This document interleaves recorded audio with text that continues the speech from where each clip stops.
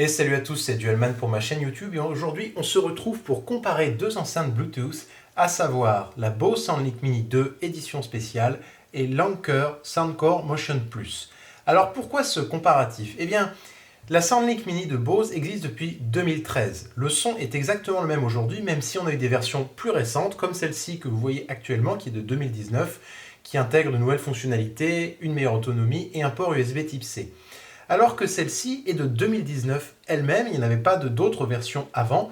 Et j'ai lu sur certains sites internet que certaines personnes disaient que cette enceinte avait un son supérieur à la Bose SoundLink Mini, qui est pour moi la référence absolue des enceintes portables, en tout cas dans ce format-là, depuis 2013. Donc j'ai décidé de faire un comparatif détaillé et le but de cette vidéo, c'est que vous sachiez toutes les différences entre les deux, leur qualité et leurs défauts respectifs. On va commencer par faire une comparaison audio. Alors pour ça, je vais quand même vous passer quelques extraits sonores. N'oubliez pas que la qualité n'est pas du tout représentative de la réalité, puisque le son de ces enceintes va passer à travers mes micros, la compression YouTube et votre équipement audio à vous. Donc c'est pas représentatif, mais on va quand même tester deux morceaux libres de droit tous les deux, à 10, 50 et 100% de volume sur chacune des deux enceintes pour que vous puissiez peut-être vous rendre compte quand même de la différence de définition, de basse, etc. dans le son. Donc c'est parti pour ce test.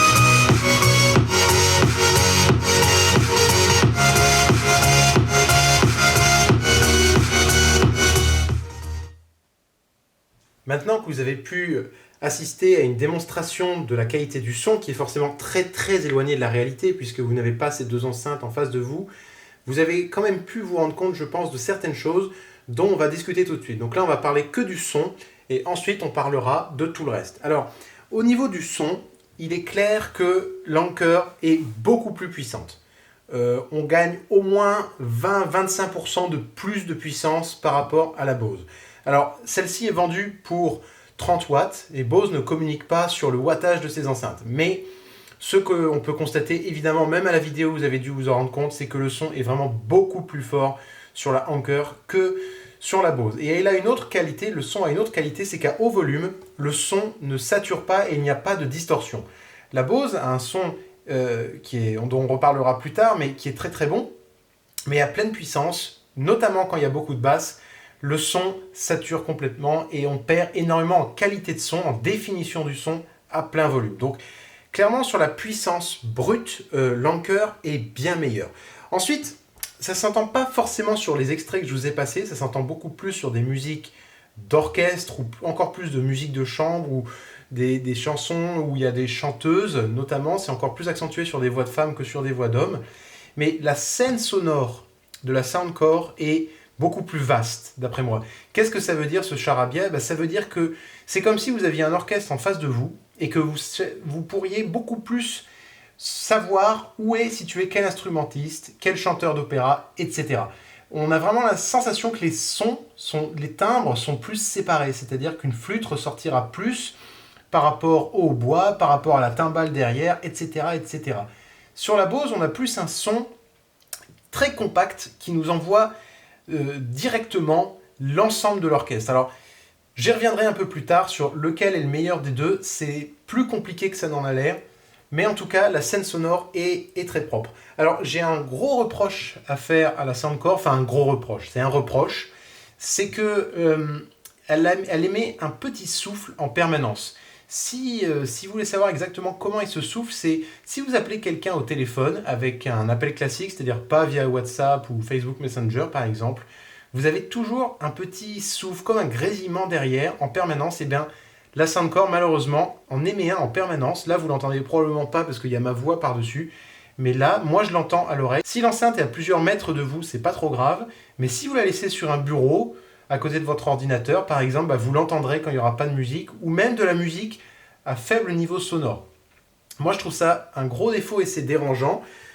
Ça peut peut-être être corrigé à travers une mise à jour logicielle, mais en tout cas, cette enceinte a 1 an et demi. Il y a eu plusieurs mises à jour logicielles et ça n'est pas corrigé.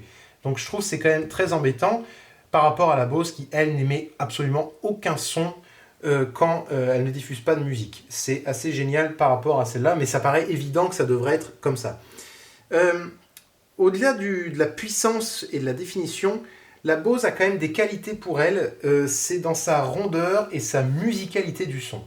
Alors ça, c'est très étrange à définir et malheureusement, le son, c'est quand même très personnel, donc laquelle est la meilleure des deux?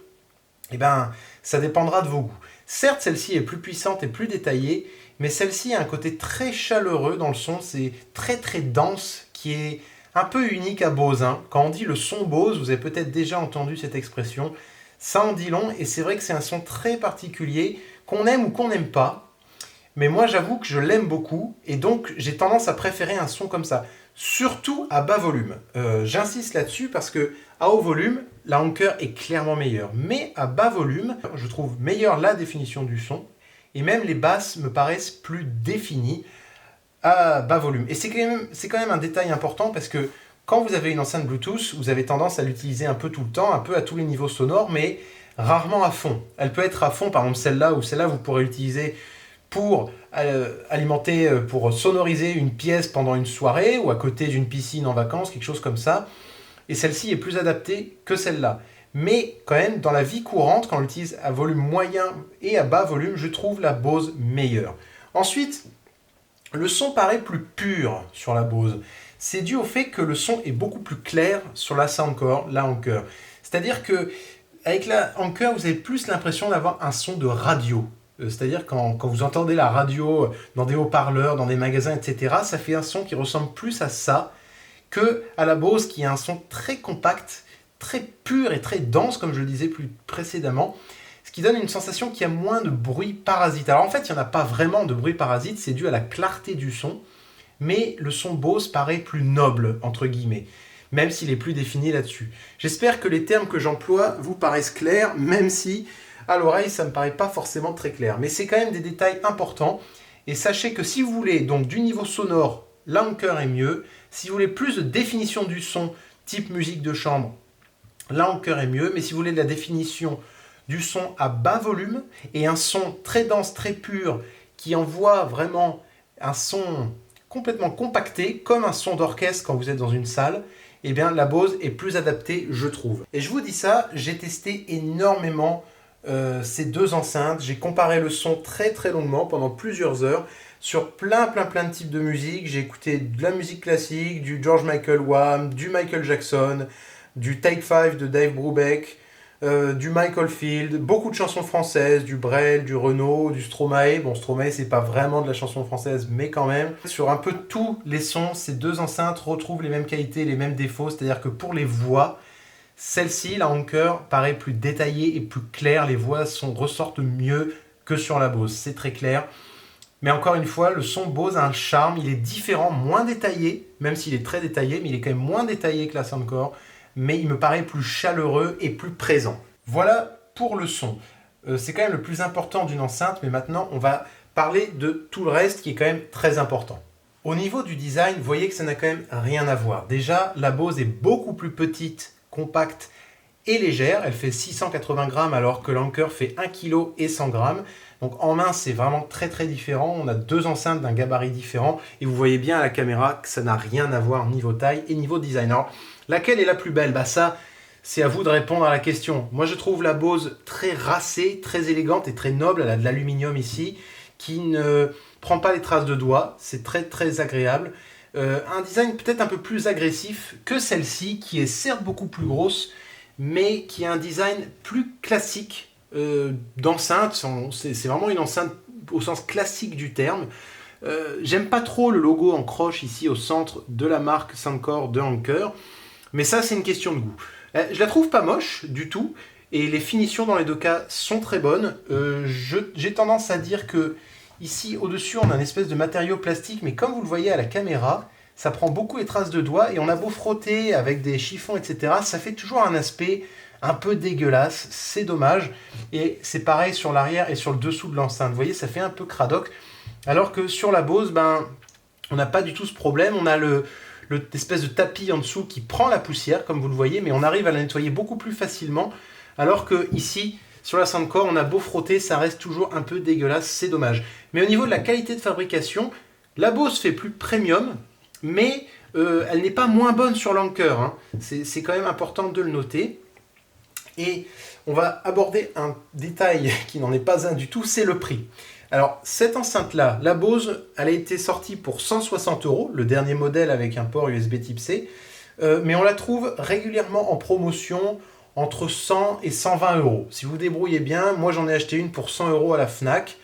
Vous pouvez regarder sur d'autres vendeurs, mais en gros, on peut la trouver à 100 € si vous cherchez bien. Celle-ci, la Soundcore d'Anker, elle a été annoncée à 100 €, mais on peut la trouver beaucoup moins chère. Moi, je l'ai payée 70 € sur Amazon, mais on peut la trouver encore moins chère sur d'autres sites comme AliExpress. J'ai vu des promos qui descendent jusqu'à 58 €. Donc vraiment, 58 € pour cette enceinte, c'est un prix en or. C'est impressionnant. Tout ce qu'elle peut faire et le son qu'elle a pour 58 €, dans tous les cas, si vous choisissez celle-là, vous ne serez pas déçu. On peut préférer celle-là, j'y reviendrai en conclusion, mais pour 58 € ou même 70 €, ça reste un rapport qualité-prix plus qu'excellent. Alors au niveau des fonctionnalités, celle-ci a une application dédiée par Anker qui permet de la mettre à jour, qui permet d'en associer une deuxième pour avoir un son stéréo. Ça c'est absolument génial, c'est-à-dire que si vous achetez 2 fois cette enceinte, la Anker, vous pourrez en connecter 2 et avoir un son stéréo. Pas un simple dédoublement du son, mais vraiment de la réelle stéréo. C'est absolument génial. Ça veut dire que si vous en avez une pour 60 €, et bien pour 120 €, vous aurez un setup, comme on dit, stéréo avec un son exceptionnel. C'est génial. Celle-ci n'a pas du tout cette capacité. Il est impossible de mettre ensemble deux Bose SoundLink Mini 2 spéciale édition pour avoir un son stéréo. C'est vraiment dommage. Il serait temps que Bose sorte un nouveau modèle, même avec le même design et le même son, mais avec cette fonctionnalité qui changerait la vie de beaucoup de gens, je trouve. Au niveau de l'autonomie, c'est exactement pareil. Elles sont annoncées pour 12 heures toutes les deux. Je les ai testées très longtemps tous les deux et honnêtement, l'autonomie est exceptionnelle dans les deux cas. C'est-à-dire qu'on dit 12 heures, mais c'est pas vraiment représentatif. C'est-à-dire que si vous l'utilisez normalement, vous dépasserez les 12 heures, notamment avec celle-ci qui atteint facilement les 15 heures. Par contre, si vous avez utilisé le son à fond tout le temps, eh ben vous aurez beaucoup moins d'autonomie, environ 4 heures et 4 heures. Ça reste une autonomie extrêmement similaire, aussi bien dans la théorie que dans la réalité. Alors la Anker a une fonctionnalité en théorie, c'est qu'elle est compatible audio high-res, c'est-à-dire haute résolution, haute définition. Qu'est-ce que ça veut dire dans la réalité? Ça veut dire qu'elle est compatible avec le codec aptX en Bluetooth. Est-ce que c'est vraiment mieux ou pas? Eh bien, en théorie, oui, mais dans les faits, non. Pourquoi? Parce que même si vous êtes comme moi et vous utilisez des fichiers FLAC en haute définition, eh bien, l'aptX ne prend pas en charge des débits suffisamment élevés. Ici, celle-là, c'est du SBC ou du AAC, mais plutôt du SBC, qui va jusqu'à 345 kbps, alors que celle-ci, ça monte un peu au-dessus, mais à peine. Donc, on ne peut pas dire qu'on est sur de la qualité CD. Cependant, en théorie, l'aptX permet une chose, c'est d'avoir une latence bien plus faible, qui peut être très très agréable, parce qu'en Bluetooth, il y a quand même une grosse latence, mais je l'ai mesuré dans les deux, et en fait, il n'y a aucune différence notable. C'est-à-dire que la latence est quasiment la même d'une enceinte à l'autre. Donc si vous êtes sur des films, vous écoutez de la musique, vous regardez une série, c'est absolument pas gênant, le décalage, je trouve, mais au pire, vous pourrez le compenser dans vos applications favorites de visionnage de séries ou de films. Mais par contre, si vous faites du montage vidéo ou du gaming, vous aurez dans les deux cas un délai assez remarquable, assez notable, d'environ 200 millisecondes. C'est vraiment dommage, c'est classique pour du Bluetooth. Vous pouvez cependant connecter les deux avec une prise casque, puisqu'elles ont toutes les deux une prise casque, et la Anker est même fournie avec une prise jack vers jack, mais la latence sera toujours assez élevée, un peu moins sur celle-ci que celle-là en câble, mais c'est vraiment à peine notable la différence entre les deux, donc dans tous les cas vous aurez une latence, et il faudra malheureusement vous y faire. Comme je l'évoquais il y a quelques minutes, la connectique est la même, on a une prise USB-C et une prise entrée auxiliaire en jack 3.5 et c'est exactement la même connectique sur cette Bose SoundLink Mini 2 édition spéciale.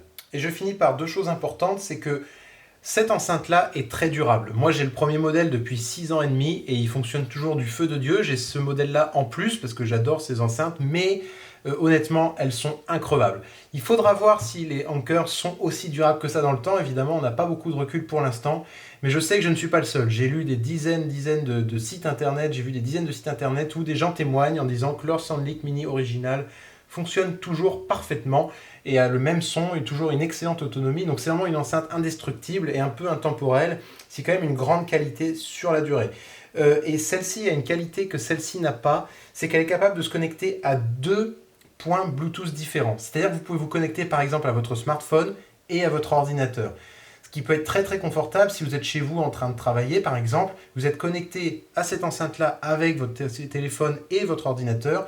Vous pouvez regarder une vidéo avec votre ordinateur, le son sortira de l'enceinte.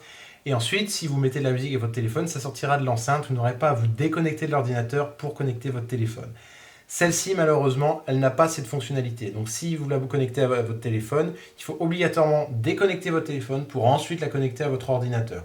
C'est une fonction très sympa de la Bose que malheureusement l'Anker n'a pas. Mais bon, c'est peut-être un détail pour vous. Ça dépend vraiment de votre mode de vie. Voilà, on en arrive à la conclusion de ce comparatif entre la Bose SoundLink Mini 2 édition spéciale et l'Anker Soundcore Motion Plus. La question que vous devez vous poser, c'est laquelle dois-je acheter? Eh bien, la question dépend vraiment, la réponse plutôt dépend vraiment de vos besoins et de vos préférences. Cette enceinte a l'avantage d'avoir un son plus puissant, sans avoir de distorsion à très haut volume, ce qui est quand même un très très gros plus par rapport à la Bose. Elle est complètement étanche et elle est vraiment pas chère. Le prix est particulièrement intéressant. Cependant, la Bose a un son qui est un peu moins puissant et différent, c'est-à-dire qu'il est moins précis sur la séparation des instruments et des voix, par exemple, mais il a quand même un son plus chaleureux, plus riche, je dirais, mais c'est différent de la séparation. La richesse, la notion de richesse de son est vraiment différente. J'avoue que je préfère quand même le son de la Bose, même si celui-ci est tellement détaillé qu'il fait très envie, il faut être honnête. Après, la Anker est quand même beaucoup plus imposante que la Bose, qui est de ce fait beaucoup plus portable. Vous pourrez l'emmener plus facilement et la trimballer plus facilement avec vous.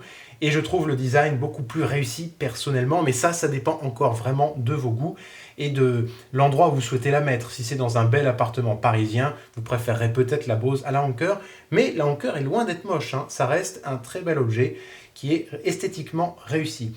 Voilà, si vous avez des questions, n'hésitez pas à les poser en commentaire. N'hésitez pas à vous abonner à ma chaîne pour voir d'autres vidéos plus tard. Et en tout cas, je vous dis merci pour votre visionnage et à très bientôt.